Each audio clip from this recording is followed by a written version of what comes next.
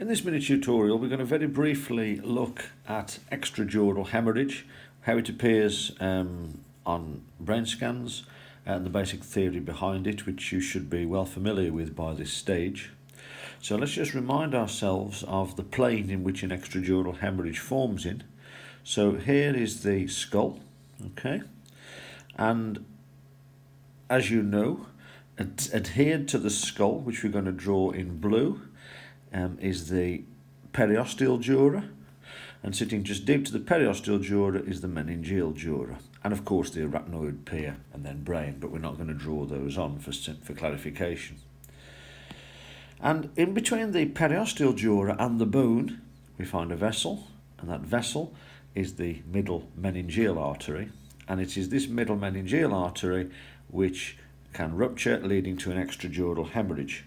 And if this artery ruptures, then the blood collects within the extradural space, that being the potential space between the periosteal dura and the inner table of the skull.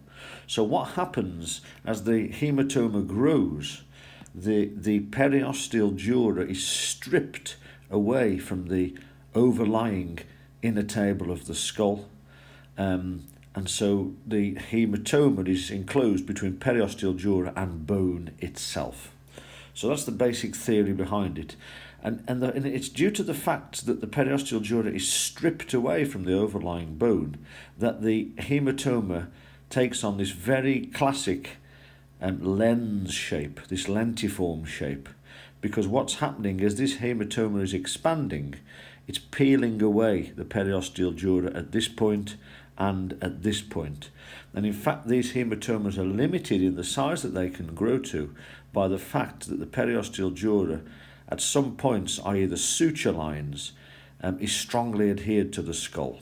And in that case, the hematoma couldn't expand any further. So let's look at this CT scan in more detail. Extradurals are classically acute events, and so the blood in an extradural appears white. So here's the white hematoma of the extradural hemorrhage. We've explained the lentiform shape of the hematoma here due to adhesion of the periosteal dura to the overlying bone. Another feature we can see of this is that it is compressing the brain. It's actually bulging towards the midline, and as a consequence it's caused the brain to be shifted across the midline in this direction. And if we draw on a straight line, we'll be able to see that. So let's draw on the midline so we can see here is one at the posterior attachment of the falx cerebri, and here is the anterior attachment, and what you can see very clearly is that the midline has been shifted across to the right hand side by this big bulging extradural hematoma on the left. Okay, so we've got midline shift here, which is a sign of greatly raised pressure in this left half of the skull, leading to compression of brain structures. So this patient's going to be very, very poorly. And those are the main features I need you to know about extradurals from an imaging point of view.